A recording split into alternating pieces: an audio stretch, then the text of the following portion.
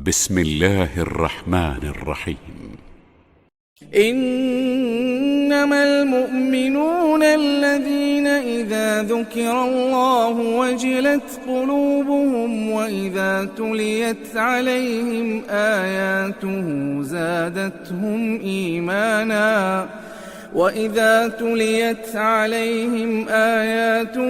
زادتهم إيمانا وعلى ربهم يتوكلون.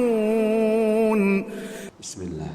السلام عليكم ورحمة الله وبركاته.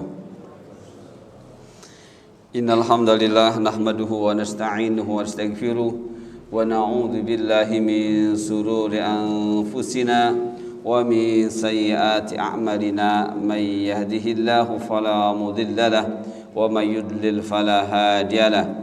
أشهد أن لا إله إلا الله وحده لا شريك له وأشهد أن محمدا عبده ورسوله. يا أيها الذين آمنوا اتقوا الله حق تقاته ولا تموتن إلا وأنتم مسلمون.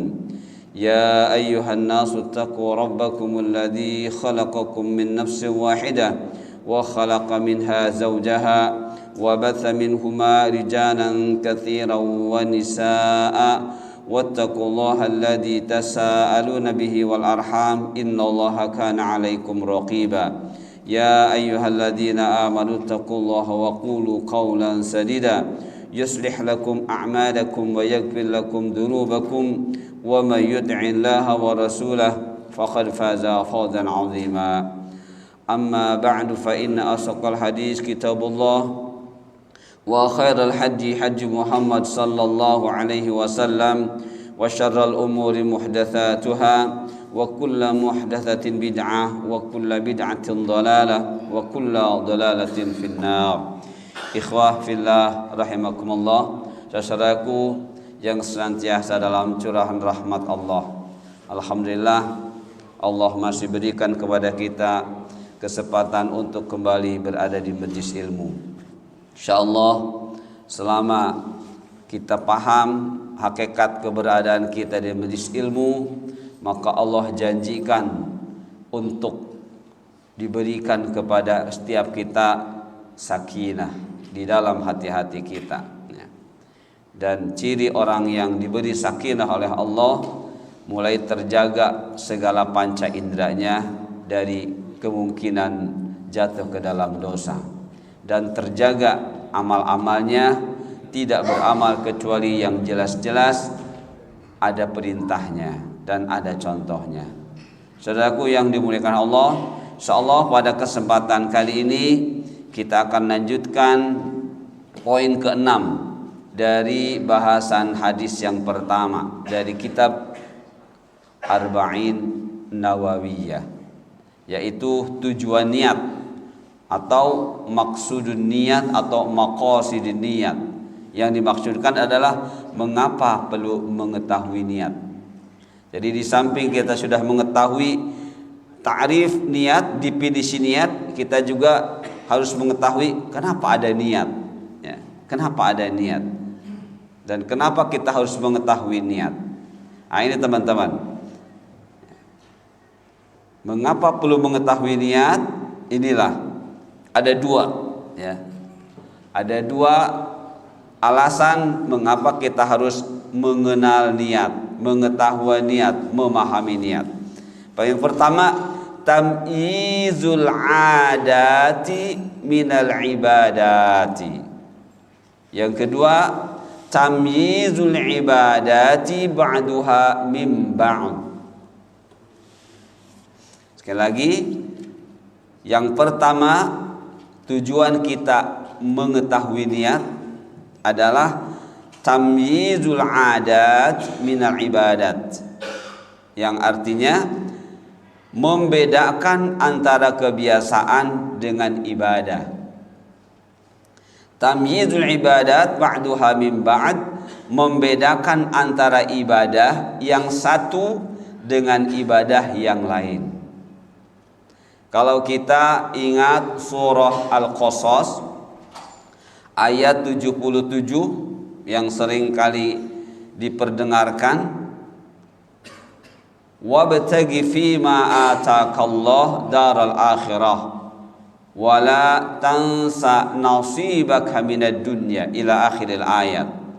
Nah, kalau kita ingat awal ayat dari ayat 77 surah Al-Qasas, itu menunjukkan ini teman-teman, ya. Tamyizul adat minal ibadat wa tamyizul ibadat bi ba'duha min ba'd. Ini menunjukkan ini, bahwa kita hidup di dunia ini adalah diberikan dua tugas oleh Allah. Satu, bagaimana kita menggunakan dunia. Yang kedua, bagaimana kita melaksanakan tugas pokok kita, yaitu ibadah. Jadi sekali lagi, keberadaan kita di dunia Allah beri dua tugas. Satu, tugas bagaimana menggunakan dunia. Yang kedua, bagaimana kita melaksanakan tugas pokok kita. Jadi sebelum Allah turunkan Rasul, sebelum Allah turunkan kitab-kitab, ya, itu kehidupan dunia sudah ada terlebih dahulu. Dan mereka penduduk dunia akan melakukan dan sudah melakukan amal-amal sesuai dengan yang dirasakan aja. Dirasakan enak, dirasakan tidak. Seperti itu, ya. Atau yang penting berjalan begitu saja. Nah, ketika seperti itu, ya, kondisinya, itulah hakikat kehidupan dunia sebelum diturunkannya petunjuk oleh Allah. Dan itu disebut dengan adah, ya, disebut dengan kebiasaan. Nah, dengan niat ini diturunkannya oleh Allah kitab Al-Quran, maka nanti akan berbeda, ya, akan mengalami perbedaan antara kebiasaan yang sebelumnya dengan kebiasaan setelah diturunkannya petunjuk dari Allah. Seperti itu. Baik teman-teman, ya. Jadi sekali lagi, mengapa kita perlu mengetahui niat ini? Pertama, agar kita bisa membedakan antara kebiasaan dengan ibadah. Yang kedua, bisa membedakan antara ibadah yang satu dengan ibadah yang lain. Nah, dimaksudkan apa? Sebenarnya target terakhirnya pahala, ya, target terakhirnya pahala. Nah, kita lihat slide berikutnya. Lihat teman-teman, tamyizul adat minal ibadat, membedakan antara kebiasaan dengan ibadah, ya. Membedakan antara kebiasaan dengan ibadah. Seseorang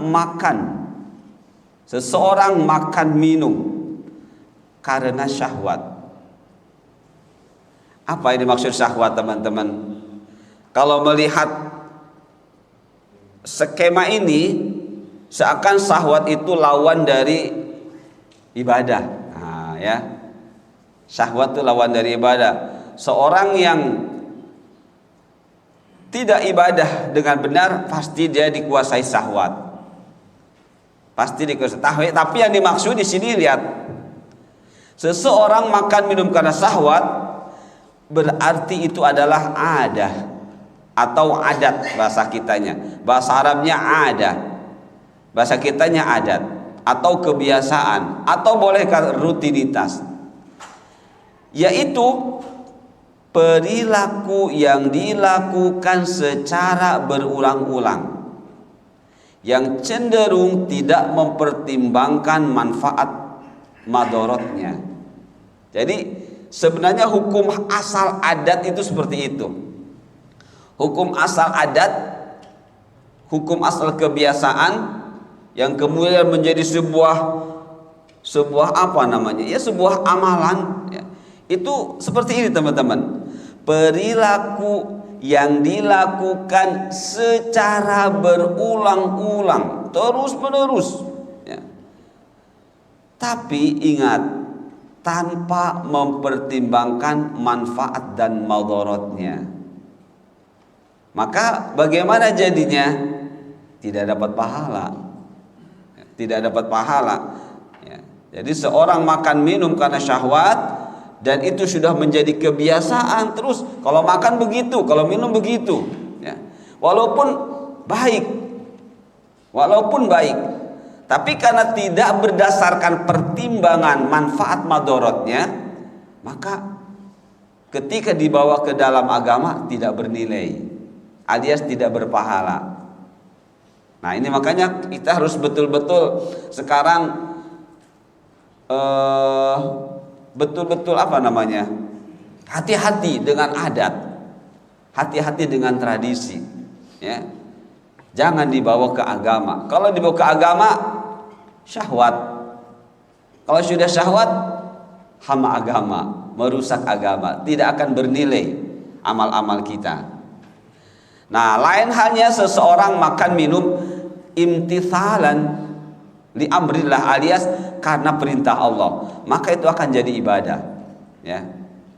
Apa itu ibadah? Amal berupa ucapan dan gerakan badan baik lahir dan batin yang dicintai oleh Allah dan diridhoi. Walaupun asalnya makan minum, tapi karena imtithalan li amrillah, karena mengikuti perintah Allah, maka jadi punya nilai. Ya. Jadi Allah berikan kepada kita itu rasa lapar, rasa haus dan sebagainya. Nah, ketika kita ingin terlepas dari rasa lapar, rasa haus tanpa mempertimbangkan manfaat madorotnya, yang penting saya hilang rasa haus, ya, yang penting saya hilang rasa lapar, itu saja, ya. Maka itu namanya syahwat. Ya, itu namanya syahwat dan tidak jadi ibadah. Nah, maka sekarang setelah kita paham, hati-hatilah, ya. Hati-hatilah. Semua yang dirasakan oleh diri kita yang itu menuntut sebuah amal sekecil apapun harus nanti bernilai ibadah, harus menjadi ibadah. Tadi ayatnya, wabtagi fima atakallah darul akhirah. Kata Allah, cari dengan serius dari dunia ini, nah, dari yang Allah berikan berupa dunia ini, ya. Apa? Pahala untuk negeri akhiratmu. Begitu teman-teman, ya. Jadi apapun yang Allah berikan kepada kita dan sekecil apapun, kata Allah, harus bernilai ibadah. Bagaimana caranya supaya bernilai ibadah dari hal-hal yang bersifat duniawiyah? Jadikan untuk mendukung ibadah, ya. Baju untuk sholat, baju untuk kerja, kerjanya untuk cari dunia, dunianya untuk agama, terus seperti itu. Itu harus seperti itu terus. Kalau tidak demikian, masuk ke syahwat, ya. Jadi kalau sudah bicara syahwat, itu al-adah, as-suluku alladhi yatakarraru wa yamilu ilal huduthi duna wa'iyyin. Kalau definisinya begitu. Adat kebiasaan itu adalah perilaku yang terus menerus berulang-ulang yang cenderung ilal hudus, terhadap perbuatan duna wa'in, tanpa disadari. Jadi ketika mengerjakan tuh enggak dipikirkan, duna wa'in, tanpa disadari. Yang penting begini, yang penting begini, kerjakan aja. Walaupun nanti ada adat yang baik, ada yang buruk. Walaupun itu adat baik, karena hukum asalnya duna wa'in, ya, tanpa mempertimbangkan baik dan jeleknya, baik dan buruknya, manfaat dan buruknya, tetap walaupun itu adat baik, nggak punya nilai ketika dibawa ke agama. Nggak punya, karena hukum asalnya duna wa'in, dikerjakannya tanpa pertimbangan. Nah, makanya Allah turunkan Al-Quran untuk umat akhir zaman, supaya ketika mau melakukan Amal-amalan sekecil apapun harus dipertimbangkan. Apa pertimbangannya? Dapat pahala tidak? Pertimbangannya dapat pahala tidak? Allah cinta tidak? Allah ridho tidak? Akan mengantarkan kita ke dalam surga atau tidak? Nah ini teman-teman ya. Jadi pertama sekali lagi, mengapa kita harus mengetahui niat ini? Agar kita bisa membedakan kebiasaan-kebiasaan kita dengan ibadah. Kebiasaan pada umumnya tidak punya nilai ketika dibawa ke agama. Tapi ketika itu ibadah punya nilai, maka jadikanlah kebiasaan ini bernilai ibadah. Ya. Sama-sama kita minum itu dunia. Ya. Tapi setelah kenal agama, kenal hakikat ajaran agama, minumnya jadi punya nilai. Ya. Tadinya ada, tapi ketika dibawa ke agama harus punya nilai, harus punya pahala. Baik, mudah-mudahan bisa dipahami. Nah, lihat teman-teman, ini tadi saya sampaikan. Ini definisi adat dan ini merupakan hukum asal adat. Ya. Jadi kita supaya jangan, ini kan sudah biasa. Ini sulit ditinggalkan. Benar sulit tinggalkan, tapi berarti sulit dapat pahala kalau begitu. Ya. Padahal Allah turunkan agama itu mudah. Kalau kita alasannya begitu, ya udah sampai kapanpun nggak bakal dapat pahala. Mending kalau sekedar tidak dapat pahala, bagaimana kalau dapat dosa terus? Nah, makanya ini perlu diketahui definisi adat atau hukum asal adat. Sebagus apapun itu adat, tetap lihat hukum asalnya. Ya, kalau tidak dibawa ke agama tidak punya nilai, bahkan berdosa, berbahaya. Nah lihat, al-adatu hiya as-suluku alladhi yatakarraru wa yamilu ilal huduthi duna wa'iyyin. Ya. Al-adatu hiya as-suluku alladhi yatakarraru wa yamilu ilal huduthi duna wa'iyyin. Nah, ini stressingnya di sini nih, duna wa'iyyin. Yang menjadikan adat itu walaupun bagus, walaupun sudah dilakukan berabad-abad misalnya, dan yang melakukannya pun bukan sembarang orang, tokoh-tokoh, tetap lihat ujungnya duna wa'iyyin. Ya, didasari dengan tanpa kesadaran, bukan berarti dia gila, bukan. Artinya tidak mempertimbangkan ini manfaat tidak, ini madorot tidak. Enggak, yang penting berjalan saja. Nanti ujung-ujung, itu bagus. Tetap walaupun nanti ujungnya bagus, tidak punya nilai. Kenapa? Karena berdasarkan duna wa'iyyin tadi. Ya, tidak dipertimbangkan. Nah, jadi adat yaitu perilaku yang terus-menerus berulang-ulang, yang cenderung terjadi tanpa kesadaran. Tapi yang dimaksud tanpa kesadaran ini tidak mempertimbangkan manfaat dan madorotnya, positif dan negatifnya, ya, akibat terakhirnya seperti apa. Yang penting udah berjalan saja. Udah berjalan saja. Nanti kita lihat hasil akhirnya.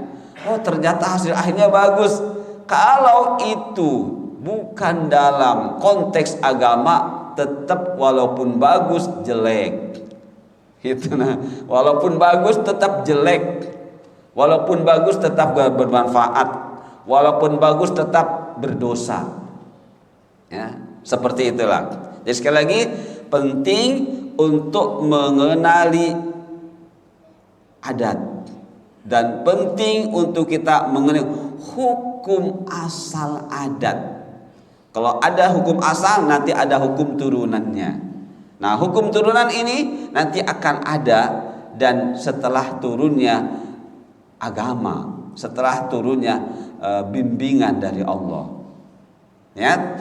Baik, setelah kita mengenal hukum asal adat, lihat teman-teman berikutnya. Berkata ahli ilmu, ya, orang-orang yang akal sehat, ya.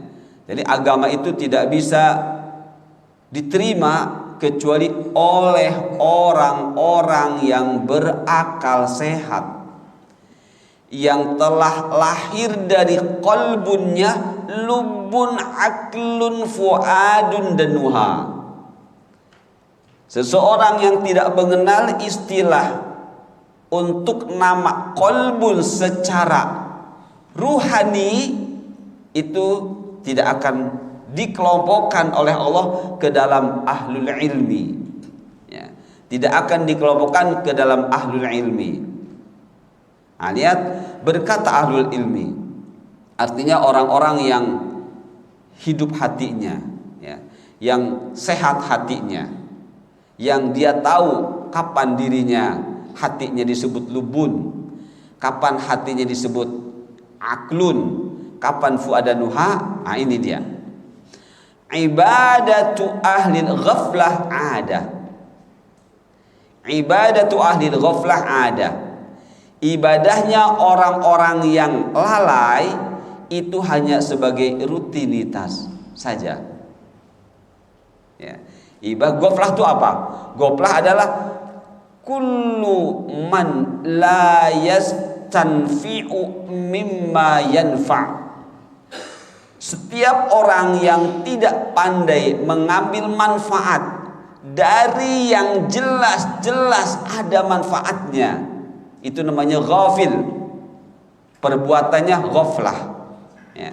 Jadi perbuatan yang biasa muncul dari orang ghafil itu disebut dengan ghaflah. Jadi ghafil adalah alladzi la yastanfi'u mimma yanfa'. Orang yang tidak pandai mengambil manfaat dari sesuatu yang jelas-jelas ada manfaatnya. Itu jelas sekali manfaatnya, enggak diambilnya. Orangnya ghafil, perbuatannya ghaflah. Nah, maka bagaimana ibadahnya ahlul ghaflah? Ini dia teman-teman. Ibadatu ahlul ghaflah ada.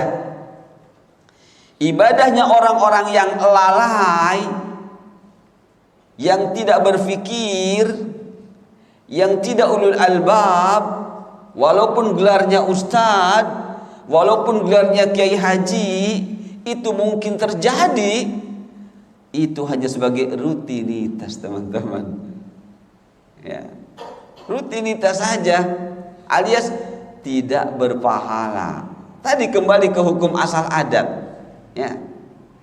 As-suluku alladhi yatakarraru wa yamilu ilal huduth duna wa'iyyin. Nah, itu stressingnya duna wa'iyyin, ya. Perilaku yang diawali munculnya itu tidak melalui kesadaran, hanya spontanitas saja, begitu, ya. Hanya spontanitas saja, gimana saja nanti hasil akhirnya.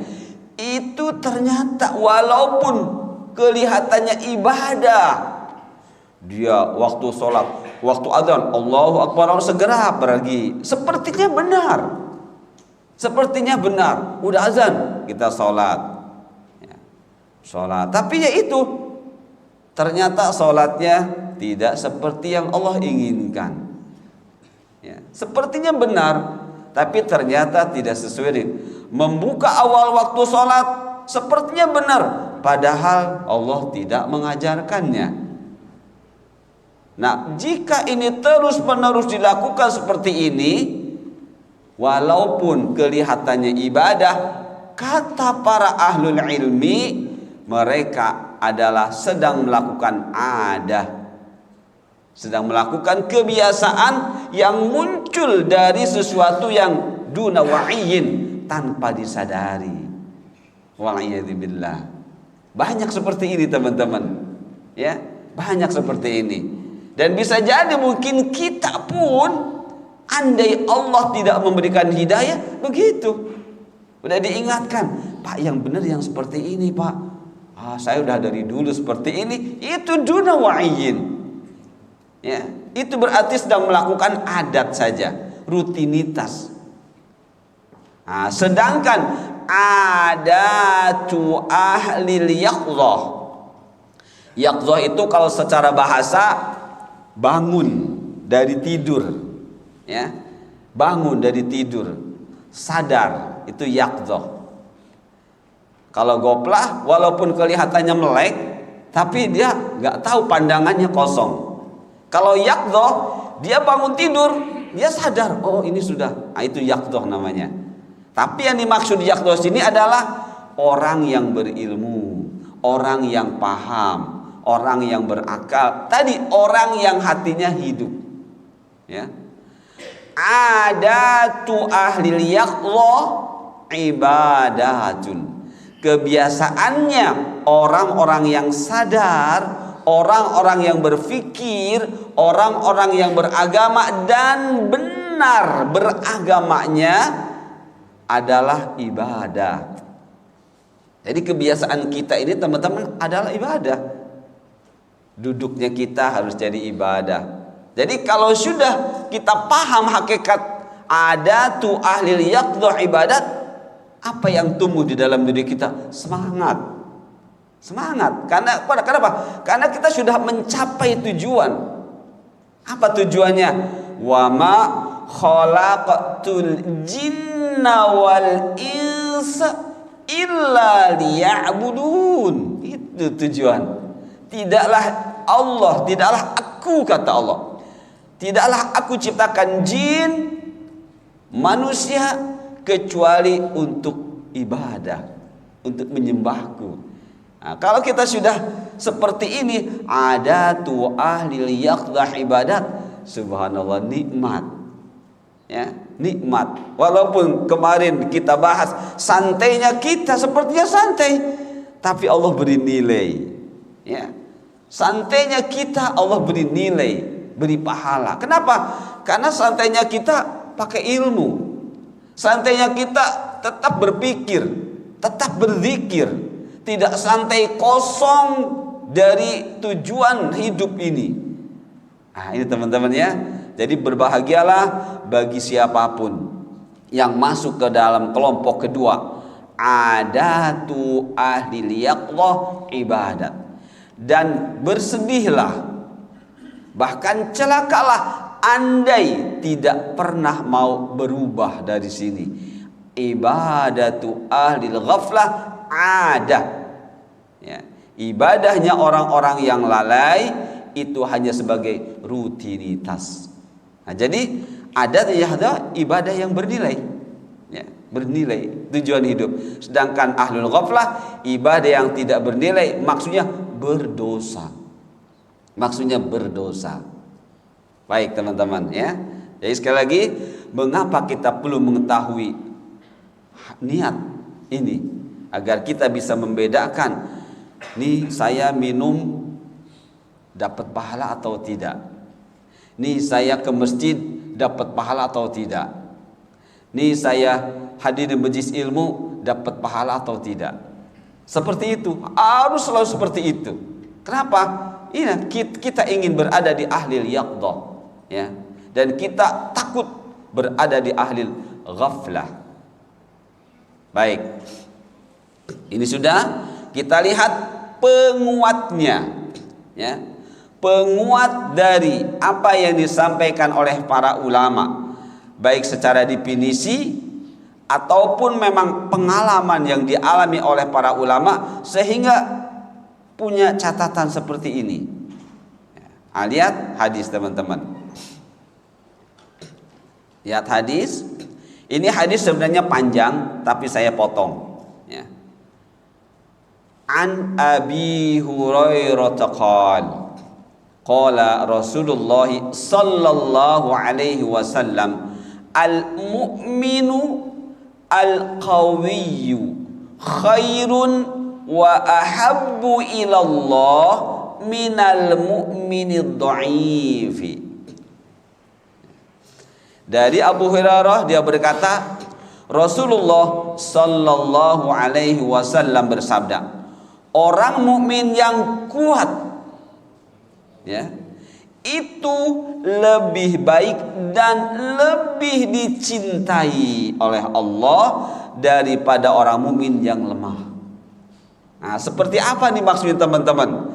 Mukmin yang kuat dan yang lemah itu seperti apa maksudnya?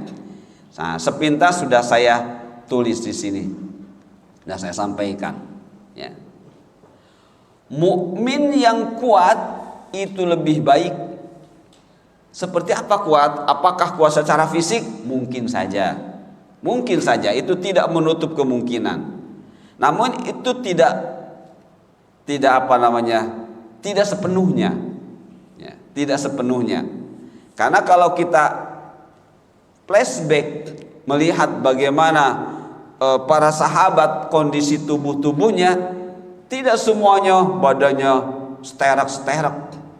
Ya, ada yang kecil, ya, ada yang kurus tinggi, seperti itu.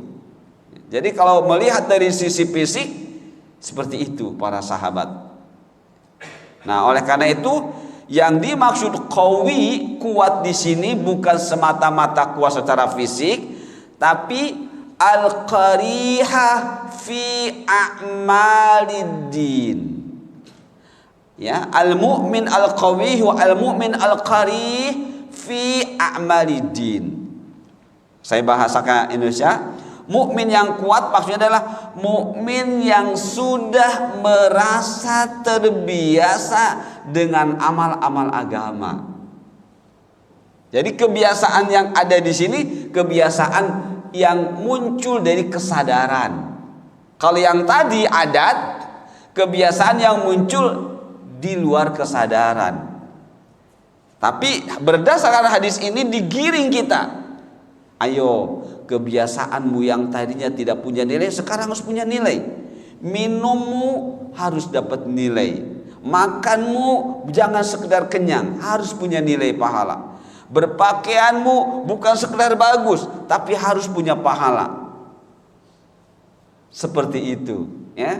Jadi kebiasaan setelah dipahami berdasarkan hadis dan ayat itu justru kebiasaan yang berawal dari kesadaran, ya, yang berawal dari ilmu, berawal dari bimbingan Allah secara ilmiah, bukan secara umum. Teman-teman masih ingat kan ya, ketika bicara hidayah ada 4, ya. Lihat di dalam surah Al-A'la, Sabbihisma rabbikal a'la alladzi khalaqa fasawwa walladzi qaddara fahada. Ya, walladzi qaddara fahada ini kata para ulama tafsir hidayah ammah. Hidayah ammah, petunjuk dari Allah secara umum untuk semua makhluk. Apa maksudnya? Tujuannya untuk bisa menjaga eksistensi kehidupan setiap jenis makhluk. Yang penting bisa hidup gitu aja. Ya, jadi hidayah ammah itu yang penting bisa hidup. Udah. Nah, kucing, udah begitu aja. Yang penting bisa hidup. Manusia pun demikian, ada hidayah ammahnya. Makanya tadi makan asal makan, minum asal minum. Tidak target pahala, itu berarti hidayah ammah. Nah, maka Allah turunkan Al-Quran, Allah utus Rasul, dihadirkan hidayah ilmu, atau hidayah irsyad, atau hidayah bayan. Ya, jadi hidayah ilmu, atau hidayah irsyad, atau hidayah bayan. Nah, mulai pakai ilmu tuh diturunkan Al-Quran. Saya lihat kucing minum, saya juga minum. Harus beda nih minumnya saya dengan minumnya kucing. Kucing minum nggak pakai bismillah, ya. Kucing minum nggak duduk. Kucing minum mungkin asal haus, ya, asal karena haus dan yang penting. Saya apakah harus sama dengan kucing? Saya berbeda. Makanya Allah turunkan petunjuk Al-Quran. Itulah hidayatul ilmi, atau hidayatul irsyad, atau hidayatul bayan sebutannya. Nah, kita suruh pakai ilmu setiap kali kita beraktivitas. Nah, dipakailah, diterapkanlah, dipraktekkan. Itu namanya hidayatut taufiq. Ya, jadi kalau sudah bicara hidayah taufiq, itu praktek dari ilmu. Maka kalau ada orang mengatakan saya belum dapat taufik, berarti dia belum paham sebenarnya. Ya, saya belum dapat taufik. Sebenarnya tidak begitu. Justru taufik itu harus dikejar. Bagaimana caranya? Cari ilmu, praktekkan ilmunya. Itulah hakikat hidayah taufik. Semakin kita mencari ilmu, paham, kemudian dipraktekkan, itu sudah sampai hidayah taufik. Dan itulah yang bermanfaat. Ya. Hidayah ilmu belum tentu.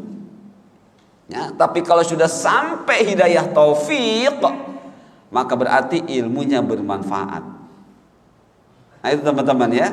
Nah, hidayah yang keempat nanti di akhirat, hidayah ilal jannah wa ilan nar. Mereka yang ketika di dunia mengikuti petunjuk Allah, ya, menjadikan adatu ahlil yaqdah ibadah, maka akan dapat petunjuk dari Allah ke surga Allah. Nah, jadi begitu teman-teman. Jadi al-mu'min al-qawi, mukmin yang kuat, maksudnya al-mu'min al-qari bi umuriddin. Orang mukmin yang kuat adalah orang mukmin yang menjadikan amal-amal agama itu dikenalinya semuanya dan dijadikannya itu sebagai kebiasaan hidup dia. Jadi tidak asing, tidak aneh. Sekarang kan banyak yang aneh, yang asing. Padahal dia muslim. Ya. Padahal dia muslim dan pada itu amalan sehari-hari yang mudah. Ya. Pak, duduk Pak. Kenapa emang harus duduk? Berarti buat dia merasa asing. Duduk dalam posisi duduk dalam minum, dia mengatakan emang kenapa kalau berdiri? Nah, berarti dia belum tahu, itu belum kuat. Orang mukmin yang seperti ini dhaif. Ya, dia tidak tahu bagaimana adab-adab minum yang dicontohkan Rasul. Termasuk sholat. Ya. Ada sholat sendiri, ada sholat berjamaah. Masing-masing sholat teman-teman itu ada amal-amal yang menyempurnakan. Nah, ini kita harus mencarinya. Ya. Ketika kita kasih tahu, enggak, bergeming, tetap aja begitu. Nah, berarti padahal itu berarti dia sedang dhaif. Ya. Jadi kita harus tahu mana nilai-nilai plus ketika kita sholat sendiri, mana nilai-nilai plus ketika sholat berjamaah. Nah, contohnya nilai-nilai plus ketika kita sholat sendiri, imam, imam tuh dianggapnya sendiri karena dia tidak bersaf-saf ya. Itu diantara nilai plus adalah tangan dibuka, ya, tangan dibuka. Jadi tangan seperti ini, hatta yuro bayadu ibtaihi, sampai nampak putih kedua tiaknya, kedua ketiaknya. Jadi ketika sendiri jangan begini teman-teman, buka selebar-lebarnya. Itu kesempurnaan sholat ketika sendiri. Ya. Nah, semua gerakan-gerakan yang Rasul contohkan, ya, itu adalah kesempurnaan sholat. Nah, ketika berjamaah, kemudian sutroh jangan lupa, itu kesempurnaan. Walaupun sah, ya, ada yang bertanya, emang kalau nggak pakai sutroh nggak sah sholatnya? Tapi ingat nilainya. Kita kan ingin keluar dari hadis yang seperti Rasul sampaikan, seseorang benar-benar selesai sholatnya, tapi Allah mencatat pahalanya, dia hanya dapat sekiannya. Ya. Ada yang dapat 1/10-nya, 1/8-nya, 1/9-nya, 1/6-nya. Bahkan ada yang tidak dapat. Nah, kita mau yang mana? Maka semua apa yang bisa menambah kesempurnaan sholat, kejar. Ya, cari. Nah, kalau kesempurnaan sholat ketika berjamaah, merapat. Ya, rapatkan. Seperti itu. Kemudian ketika sujud, baru tangan tidak lagi dibuka. Wa layyinu li ikhwanik, lembutkan tangannya. Ini kesempurnaan sholat berjamaah. Ya, termasuk kaki bagaimana, perhatikan. Seperti itu teman-teman. Jadi itu mukmin yang qawi. Jadi mukmin yang qawi itu selalu mencari tahu mana yang belum saya tahu, harus saya tahu. Dan harus menjadi amal yang nanti saya rutinkan, saya jadikan kebiasaan. Nah, jadi kebiasaan yang muncul dari mukmin yang kuat itu beda dengan kebiasaan yang tadi. Ya, jadi definisi adat yang juga merupakan hukum asal adat itu dihilangkan oleh apa? Oleh orang beriman yang kuat. Dengan apa? Dengan petunjuk Allah. Jadi walaupun sama-sama adat, tapi adatnya sudah berbeda sekarang. Makanya ketika bicara agama, kita harus paham ada hukum asal, ada hukum yang darurah, azimah, dan lain sebagainya. Ya, harus paham hukum asalnya. Hukum asalnya dalam taklifi wajib, ya, sunnah, makruh, haram, dan ibahah. Itu hukum asal. Ya, nanti hukum yang turunannya ada di hukum berdasarkan hukum wad'i, ada rukhsah, azim, dan sebagainya. Nah, itu teman-teman, itu harus kita pahami. Supaya apa? Supaya kita menjadi mukmin yang kuat. Ya, kita mulai lagi dari sholat, mana nih gerakan-gerakan sholat yang belum saya pahami? Mana amal-amalan setelah sholat yang juga saya harus ketahui? Ya, zikir-zikir sholat. Ada orang bertanya, apakah zikir setelah sholat itu dikeraskan? Jawabannya gimana teman-teman? Iya. Ya, karena kata Ibnu Abbas, rab'us saut fi asri Rasulillah inda zikir.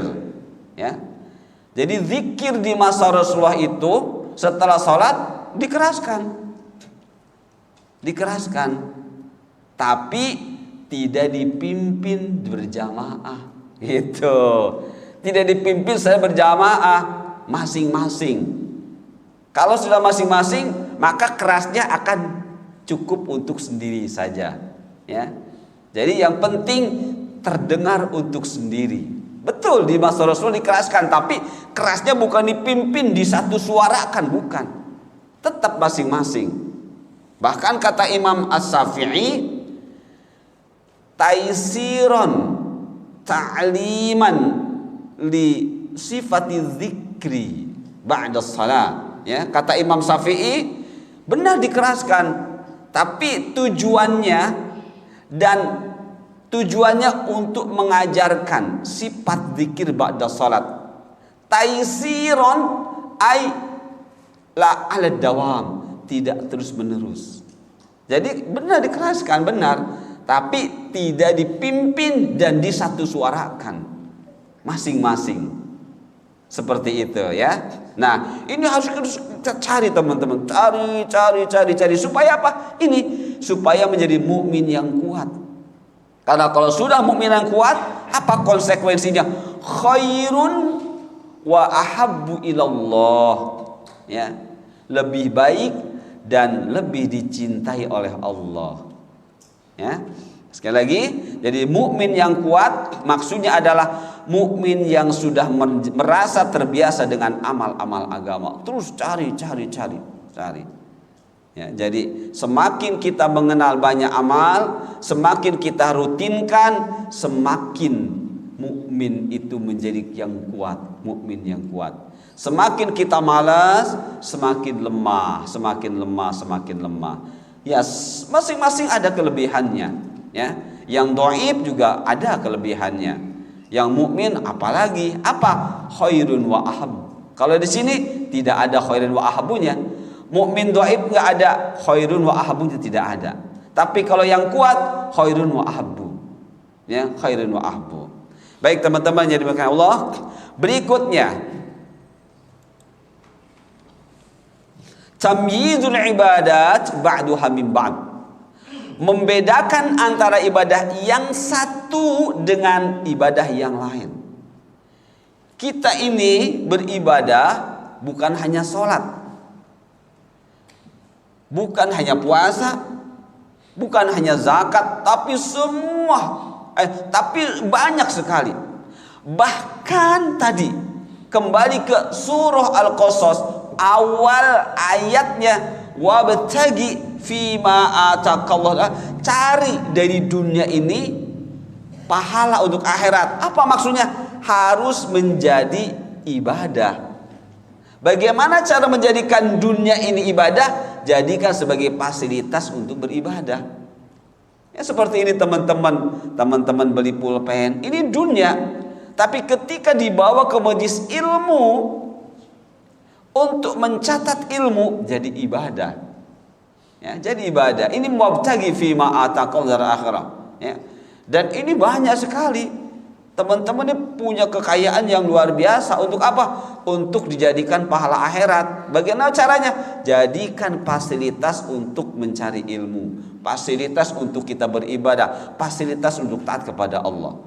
Nah, ibadah di dalam agama kita itu bermacam-macam. Bahkan sholat saja, ada sholat sunnah, ada sholat wajib. Sholat sunnah saja bermacam-macam juga. Ada sholat duha, ada tahajud, ya, ada witir dan macam-macam.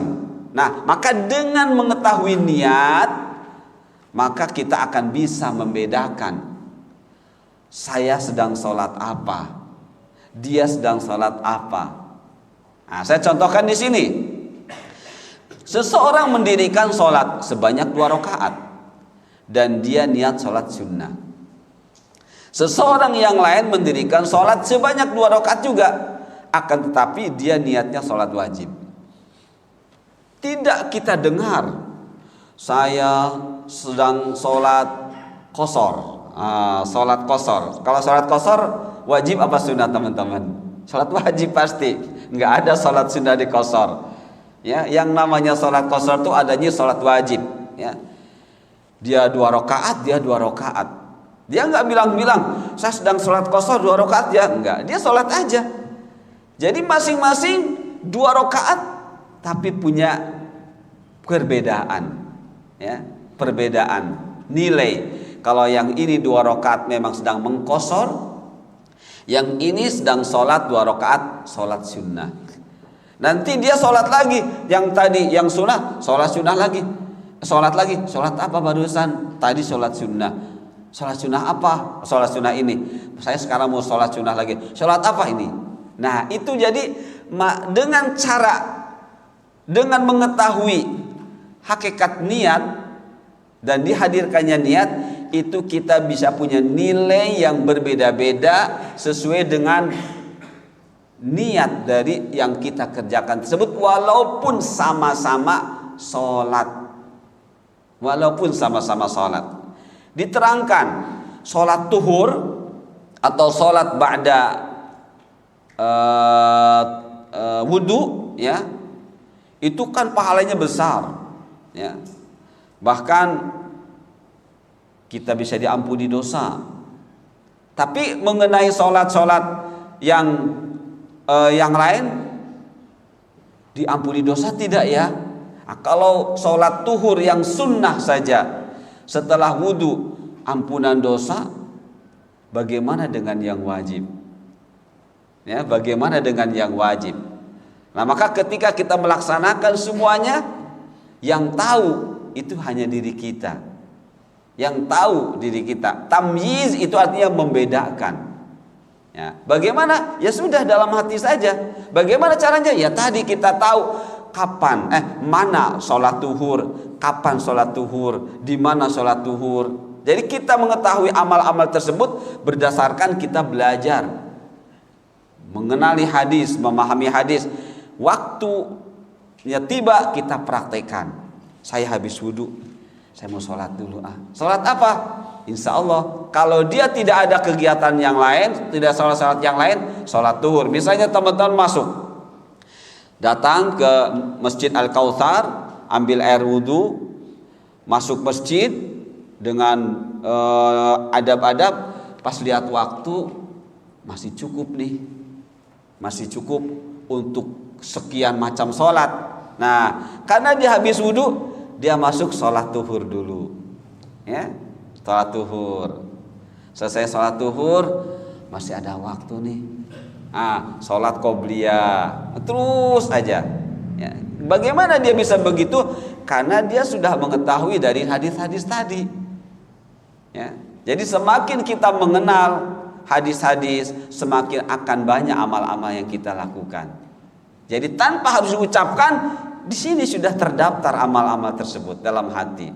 Nah itu ya teman-teman ya. Jadi mengapa kita mengetahui niat? Yang kedua adalah tamyizul ibadat ba'duha min ba'd, membedakan antara ibadah yang satu dengan ibadah yang lain. Sedikit lagi,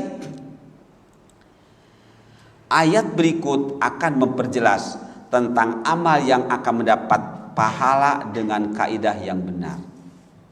Jadi setelah kita mengenal mengapa kita harus mengetahui niat, adalah untuk membedakan mana kebiasaan, mana ibadah, dan untuk membedakan mana ibadah yang satu, mana ibadah yang lain, dan tetap yang mengetahui dirinya, ya, dalam hati, niatnya dalam hati. An-niyatu makanuha fil qalb wala yalzamu bidzalika at-talaffuz. Ulama sepakat seperti itu. Bahkan teman-teman kalau baca kitabnya Imam Syafi'i Al-Um, yang beliau sendiri tidak menulisnya, tapi yang menulis di murid-muridnya, ya. Jadi kitab Al-Um itu bukan tulisan Imam Syafi'i, tapi yang membuatnya tuh murid-muridnya, ya, dikumpulkan. Makanya di sana ada qala Syafi'i, qala Syafi'i. Kalau Imam Syafi'i yang mengatakan enggak qala Syafi'i, qultu. Itu qala Syafi'i. Kenapa? Karena yang menulisnya bukan Imam Syafi'i, ya. Hanya itu diperoleh dari yang disampaikan oleh Imam Syafi'i di majlis-majlis beliau, ya. Jadi ada 9 jilid, satu set mungkin ada setebal begini nih, ya. Dibuat 9 jilid. Nah, di dalam kitab itu tidak ada dia dilafazkan. Di dalam kitab Al-Um tidak ada, di dalam hati, ya, di dalam hati. Ya, termasuk tadi zikir ba'da salat itu seperti itu, ya. Kata Imam Syafi'i taisiran wa ta'liman, ya, wa ghair 'ala dawam, dan tidak terus menerus. Itu kalau benar-benar yang bermadhab Syafi'i itu mau buka kitab Imam Syafi'i, ya begitu, harus komitmen, harus konsekuen, ya, seperti itu. Nah teman-teman, jadi ayat berikut akan memperjelas tentang amal yang akan mendapat pahala dengan kaidah yang benar. Nah ini teman-teman. Bala man aslama wajhahu lillahi wa huwa muhsin falahu ajruhu 'inda rabbih wala khaufun 'alaihim wala hum yahzanun. Tidak demikian. Barang siapa menyerahkan diri kepada Allah dan dia berbuat baik, maka dia mendapat pahala di sisi Tuhannya, dan tidak ada rasa takut pada mereka dan mereka tidak bersedih hati. Jadi ini kaidah untuk bisa dapat pahala dari amal-amal kita, ya. Jadi Allah memberikan kaidah kepada kita bagaimana supaya aktivitas kita menjadi amal agama yang berpahala, yang mengantarkan kita ke dalam surga, bukan aktivitas yang tanpa nilai alias adat, ya. Pertama harus aslama, harus Islam. Nah, jadi harus beragama Islam. Orang kafir pinter Qur'annya, bahkan bisa tafsir, ya. Dia bisa menerangkan tafsir, tapi kalau dia bukan aslama, bukan muslim, gak punya nilai, gak dapat pahala sehebat apapun. Bahkan dia bisa menjadikan orang-orang ini paham agama, tapi dia kafir, gak ada pahala jariah buat dia. Ya, kalaupun dia dapat pahala, hanya pahala di dunia saja. Apa? Dia dimuliakan, duduk di depan. Dia diberi kesempatan menyampaikan, itu bentuk kemuliaan. Tapi nggak bakal bermanfaat buat akhiratnya. Nah, jadi syarat dan rukun yang harus dipenuhi harus aslama, harus sebagai muslim dulu. Yang maksudnya apa? Istislam. Ya. Jadi kita sebagai hamba Allah harus istislam, harus menyerahkan diri kepada Allah secara totalitas untuk siap diatur oleh Allah. Ya. Al-Islam wa al-istislamu lillah bitauhid wa al-inqiyadu bitta'ah wal bara'ah minasyirki wa ahli. Islam adalah istislam. Apa artinya? Menyerahkan diri kepada Allah bitauhid, dengan tauhid. Apa maksudnya? Siap beribadah dengan benar kepada Allah.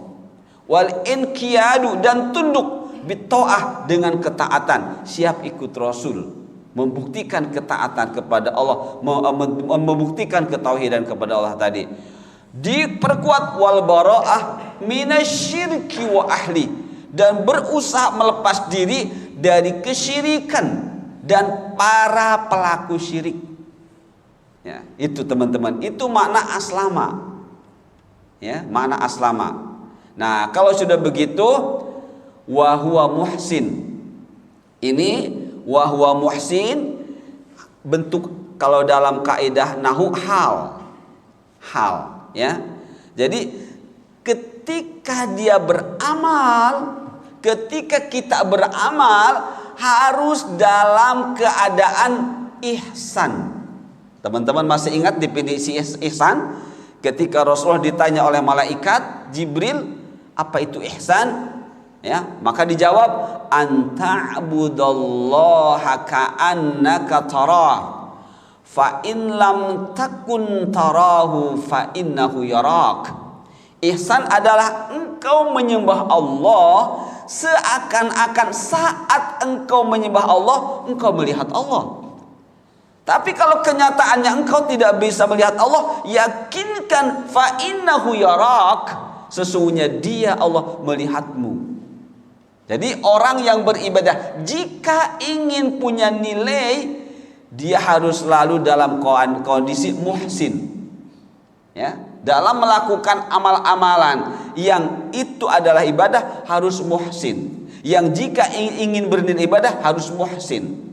Harus apa? Harus merasakan saya sedang dilihat oleh Allah. Maka yang saya harus kerjakan harus sesuai dengan yang Allah inginkan. Itulah konsep atau kaidah dalam beramal. Ya, pertama harus aslama alias istislam, yang kedua harus muhsin. Nah, sudah otomatis di sini mukmin. Ya, seorang yang muslim dan beramal benar, dia pasti mukmin. Mengapa teman-teman? Karena mukmin itu adalah kaitannya dengan ilmu. Muhsin praktek. Ya, dan pengikat antara Islam dengan ihsan. Jadi ihsan adalah pengikat antara Islam dengan iman. Ya, iman adalah kaitannya dengan ilmu. Jadi orang yang beriman tapi nggak cinta medis ilmu, dipertanyakan keimanannya, dan dia tidak akan melahirkan amal-amal. Ya, orang yang Islam tapi nggak suka hadir medis ilmu, dan dia juga tidak paham hakikat medis ilmu, dia tidak akan bisa melahirkan amal-amal yang muhsin, yang benar. Nah, alhamdulillah, baik teman-teman, sepertinya sudah cukup waktunya. Ya, jadi jangan lupa, jika kita ingin berhasil beramal, berujung pahala, dan terus dalam bimbingan Allah berdasarkan ayat 112 surah Al-Baqarah ini, aslam wajhahu lillah wa huwa muhsin. Ya. Islamnya istislam, kemudian beramallah yang benar. Dan ketika beramal yang benar, usahakan kita disebut oleh Allah muhsin. Ya, orang yang beramal karena merasa dia melihat Allah dan dia dilihat oleh Allah. Seperti itu teman-teman.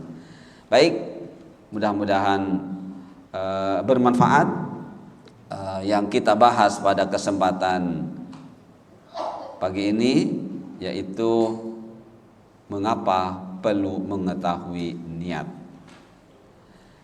Insya Allah pertemuan berikutnya kita bahas poin terakhir, hijrahnya, ya, hijrah. Faman kanat hijratuhu ilallah wa rasulih, fa hijratuhu ilallah wa rasulih. Barang siapa yang hijrahnya kepada Allah dan Rasulnya, maka hijrahnya kepada Allah. Kita bahas nanti Sabtu depan, ya. Dan ini juga penting, ya, penting sekali. Karena dalam hadis itu berbicara tentang hijrah, ya. Baik teman-teman, itu saja yang bisa kita bahas pada kesempatan pagi ini. Sekali lagi mudah-mudahan bermanfaat dan mudah-mudahan kita terus merasakan bimbingan Allah dimanapun kita, sehingga kita bisa menjadikan kebiasaan kita adalah ibadah, bukan ibadah menjadi kebiasaan, ya. Subhanakallahumma bihamdika asyhadu an la ilaha illa anta astaghfiruka wa atubu ilaik. Wassalamualaikum warahmatullahi wabarakatuh.